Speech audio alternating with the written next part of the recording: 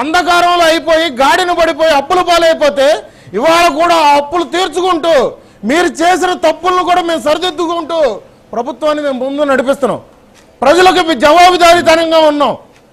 దానికి ఇప్పుడు అప్పులు ఓకే ఎస్ లక్ష్మీకాంత్ గారు అప్పులు తీరుస్తున్నారు బానే ఉంది. మరి అప్పులు చేసే కదా మీరు అప్పులు తీరుస్తున్నారు. మీరు ఏమైనా సంపద సృష్టిస్తున్నారా? చెప్పగలరా? గుండె మీద చేసుకొని మేము సంపద సృష్టించి అప్పులు తీరుస్తున్నాం అని చెప్పేసి గత ప్రభుత్వం కంటే ఎక్కువగా అప్పులు తీరుస్తున్నారని చెప్పేసి విమర్శిస్తోంది కదా వైఎస్ఆర్ కాంగ్రెస్ పార్టీ. దానికి ఘాటుగా ఆన్సర్ ఎందుకు చేయలేకపోతుంది మీ ప్రభుత్వం? సార్ మేము ఇక్కడ ఎప్పుడూ కూడా వైఎస్ఆర్సీపీ శ్రేణులకి మేము కరెక్ట్గానే సమాధానం చెప్తున్నాం. వాళ్ళు అర్థం చేసుకునే తత్వం వాళ్ళకి లేదు. మేము ఫస్ట్ ఇక్కడ అమరావతి నిర్మాణం అన్నారు సార్. తర్వాత వాళ్ళు వచ్చిన తర్వాత ఏమన్నారు సార్? 3 రాజధానులు కట్టుబడి ఉన్నారు. ఎక్కడ పెట్టుబడిదారులు వచ్చారు సార్? ఉన్న కంపెనీలు కూడా వెనక్కి వెళ్ళిపోయిన పరిస్థితి సార్. ఇవాళ రాష్ట్రంలోకి పెట్టుబడులు రావాలంటే వాళ్ళ టైంలో దావోస్కి వెళ్ళాలంటే 0.5 degrees చలి ఉంటుంది. మేము వెళ్ళడం కుదరదు అన్నాడు సిగ్గు లేకుండా ఒక ఐటీ మినిస్టర్. కానీ ఇవాళ రోజున 70 ఏళ్ల వయసులో కూడా చంద్రబాబు లాంటి గారి వ్యక్తి దావోస్ వెళ్ళి అక్కడ సమావేశాలు ఏర్పాటు చేసి ఆ వైజాగ్ లాంటి ప్రాంతంలోకి ఒక బిజినెస్ సమ్మిట్ ఏర్పాటు చేసి 3.5 లక్షల కోట్ల రూపాయలు పెట్టుబడులు తీసుకొచ్చి గూగుల్ లాంటి సంస్థలు మనం తీసుకొస్తున్నాం అంటే మేము అందుకనే అన్నాం, వీళ్ళు గాడి పడేసిన రాష్ట్రాన్ని, అంధకారంలో నెట్టిన రాష్ట్రాన్ని భవిష్యత్తులో ఇటువంటి పరిస్థితులు రాకుండా ఉండాలంటే రాష్ట్రంలో ఒక 5 ఏళ్ల పాలన చేస్తే సరిపోదు సార్. 15 ఏళ్ల పాటు కూటమి ఉండాలి.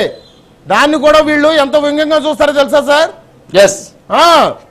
కేంద్రం సహాయ సహకారాలు కానీ, ఇటు పవన్ కళ్యాణ్ గారు కానీ, చంద్రబాబు నాయుడు గారు కానీ ప్రజలకి జవాబుదారీతనంగా ప్రజల అభివృద్ధి కోసమే, ప్రజల సంక్షేమం కోసమే మేము వాళ్ళ రోజున ఆలోచిస్తున్నాం.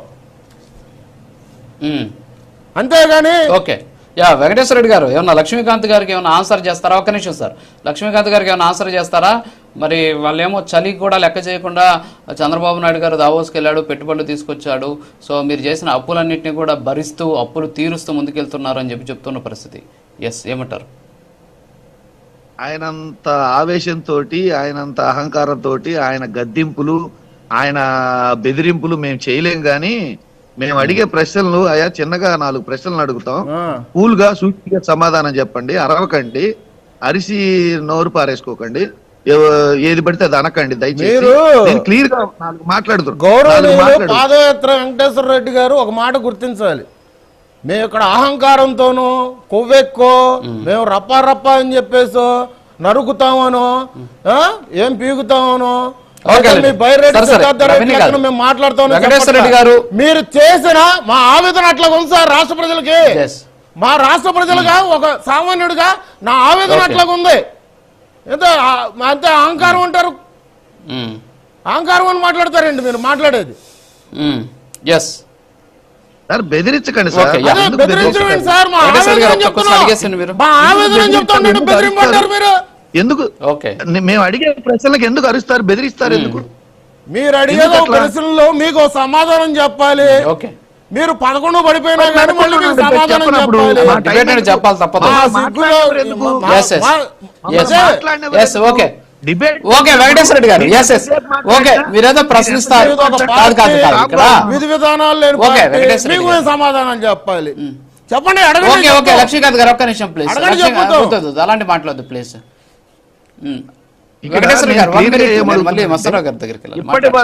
ఇప్పటి వరకు మీరు ఎన్ని పెట్టుబడులు తెచ్చారు, ఎక్కడ ఏ ప్రాజెక్టు లాంచ్ చేశారు, ఏది ఓపెన్ చేశారు, ఎంత మందికి ఉద్యోగాలు ఇచ్చారు, ఇవి లెక్కలు చెప్తే ఎన్ని అప్పులు తీర్చారు, ఎంత అప్పు చేశారు అనేది అధికారంలో ఉన్న వాళ్ళు బాధ్యతగా క్యాలిక్యులేషన్స్ తోటి చెప్పాలి. అంతేగాని నోరు పారేసుకొని ప్రతిపక్షాలని ప్రశ్నించే వాళ్ళని ఏది పడితే అది మాట్లాడటం, నోరు పారేసుకోవటం, బెదిరించడం చెయ్యొచ్చు. ఇప్పుడు మీకు అధికారం ఉందండి, మీకు అధికారం ఉందండి, మీకు అధికారం ఉంది, మీరు ఏమైనా మాట్లాడొచ్చు, ఏమైనా చేయొచ్చు, ఏదైనా మాట్లాడొచ్చు, మీరు బూతులు తిట్టొచ్చు, మాట్లాడొచ్చు.